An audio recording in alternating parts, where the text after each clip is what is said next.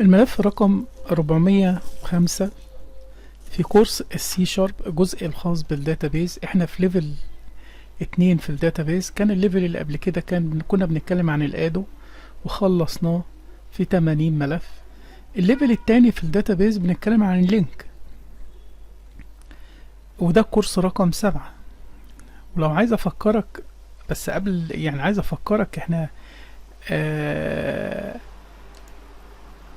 في الكورس رقم 7 لينك، وبعد كده هنخش في الانتيتي فريم ورك. ممكن يكونوا الاتنين جوه كورس واحد، بس ده ممكن يبقى ليفل 3 مع انه حاجه بسيطه. ففي الداتابيز بكده يبقى خلاص كده الداتابيز بعد ما نخلص اللينك والانتيتي فريم ورك، يبقى كده الداتابيز يبقى ناقص نخش في تطبيقات، اللي هو جزء بقى الليفل الادفانس، تطبيق كبير عن في الداتابيز يعني.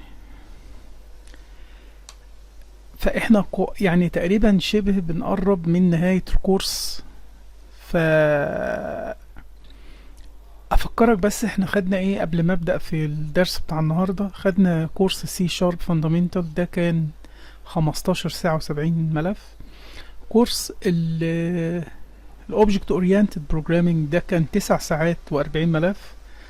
وكورس السيكوال سيرفر ده كان رقم 4. قبليه كنا خدنا، بس هنقول ده بردك ده 8 ساعات و45 ملف. كورس داتابيز اناليسيز اند ديزاين فور كورس ده كان 2 ساعات و7 من 10 تقريبا و7 ملفات، وفي ملف واحد مجمع. ده كورس رائع يعني. الاربع كورسات دول كلهم كانوا كونسول ابليكيشن، يعني ما احتاجناش الويندوز خالص. بعد كده دخلنا في الويندوز بقى فورم، وادينا كورس جامد جدا يعني محترم، تقدر تعمل بعد ما تفهموا اي حاجة انت نفسك تفكر فيها، حتى تعمل داتا. عملنا مثال جامد فيه، مثال الفواتير ومثال كويس، وامثلة عن التعامل مع الملفات النصية، عملنا التعامل مع الجرافيكس يعني كان كورس انا شايف ان هو كورس محترم جدا يعني. وده كان 35 ساعة. بعد كده كورس بردك جميل بدأناه، اللي هو الكورس رقم 6 الادو، اللي هو ليفل 1 في الداتابيز ان سي شارب. بدأنا نتكلم عن داتابيز كداتابيز. هنا في الادو شرحنا الموديل بالكامل، وطبقناه مرة بالكامل على الاكسس، ومرة على الاكسل، ومرة على السيكوال سيرفر، يعني 3 مرات.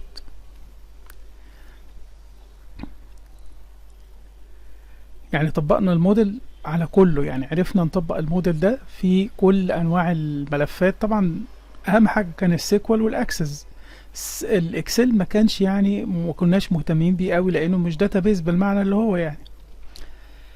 بعد كده دخلنا في لينكو بقى، اللي هي داتابيز بجد يعني، وقوتها في المايكروسوفت عملت اللغة دي، وبدأت بعد الادو عشان يبقى فيه اللانجوج بتمتاز بانها انتجريتد مع الكويري، بتخلي السي شارب يقدر يتعامل زي ما شفنا في الامثله اللي فاتت.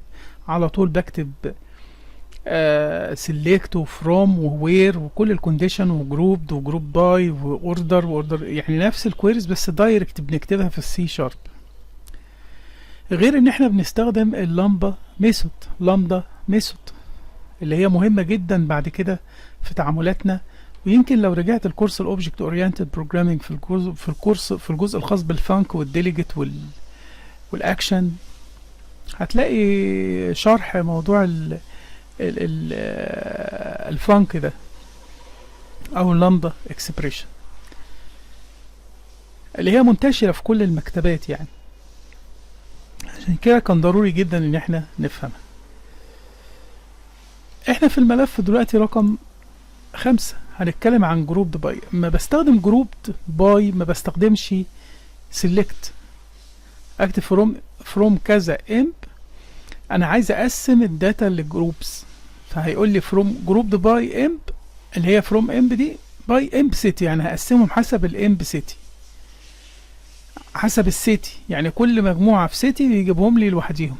فهنا بس الطريقة، كل حاجة ليها سينتكس وليها تكنيك وكده، فمش زي السيكوال. هنا بقى اما اجي الف كده في الليست بوكس دوت ايتم، هي الحتة دي حطيتها في الشاشة دي لانها مهمة عشان اجيب السيتيز دي. فبقول له انا عندي الليست امب، اقول له بردك فور ايتم ان ليست امب، اضيف للليست بوكس ايتم ايتم دوت كي هو يفهم الكي ده هو المدن الجروبز يعني.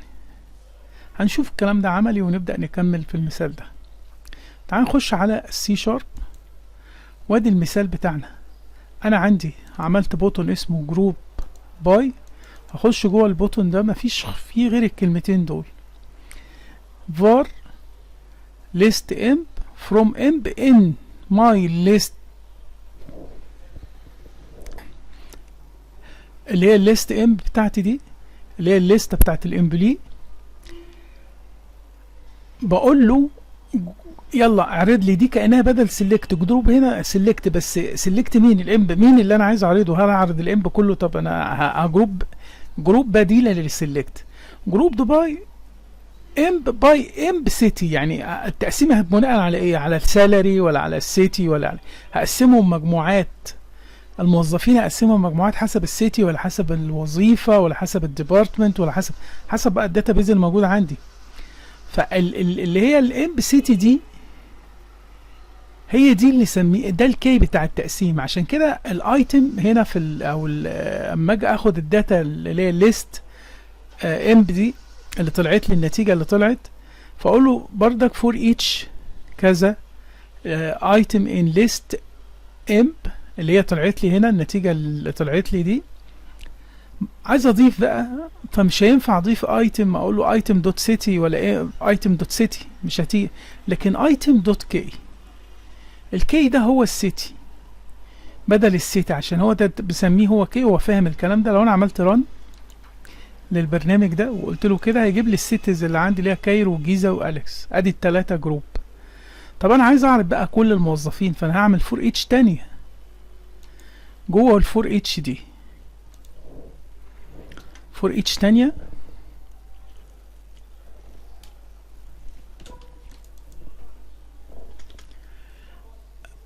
فور اتش هبدأ. يعني انا طبعا عندي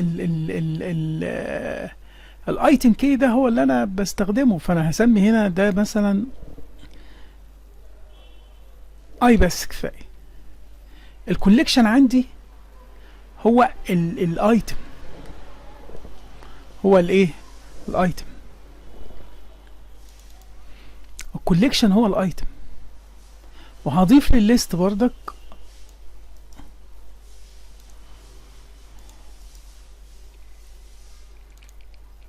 هنا بقى هقدر اضيف اللي انا عايزه.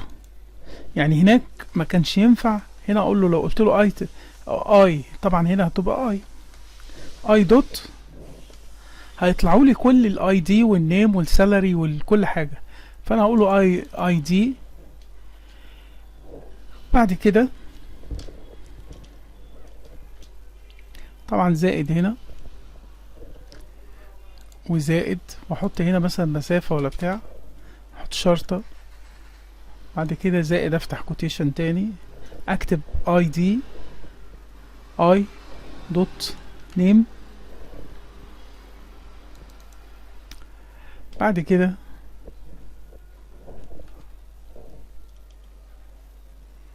انا طبعت بقية الحاجات. بس انا كنت عايز اسيب في الاول هنا مسافة، يعني اعمل كده عشان دول يبقوا في مسافة، يعني الست تتكتب وبعد كده الاي دي يتكتب، يعني الست تتكتب في الاول كده وبعدين نزق الحاجات دي سنة.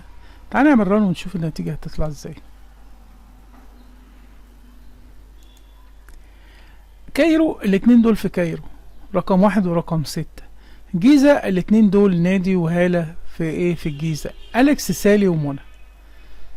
يبقى انا عملت جروب دبي، جاب لي المجموعة الاولانية كايرو وبعدين جيزة وبعدين الاسكندرية.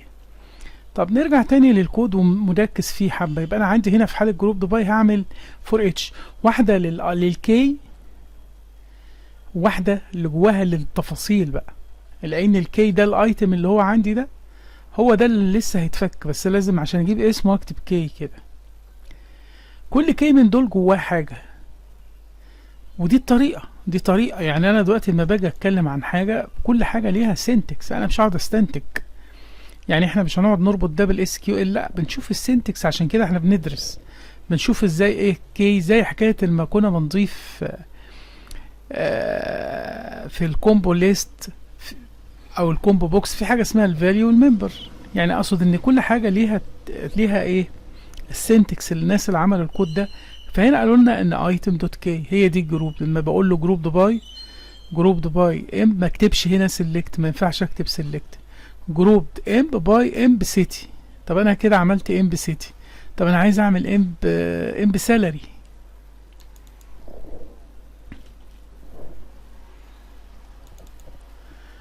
ايه اللي هيتغير؟ انا عندي السالري هنا كتبته، ما اخلي دي بقى سيتي.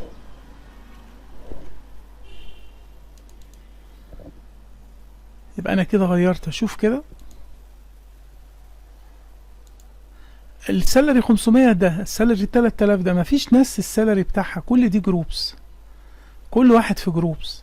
لكن لو انا غيرت السالري، خليت سالري مثلا لناس من الناس اللي موجودة دي زي بعضيهم يعني، فهنشوف.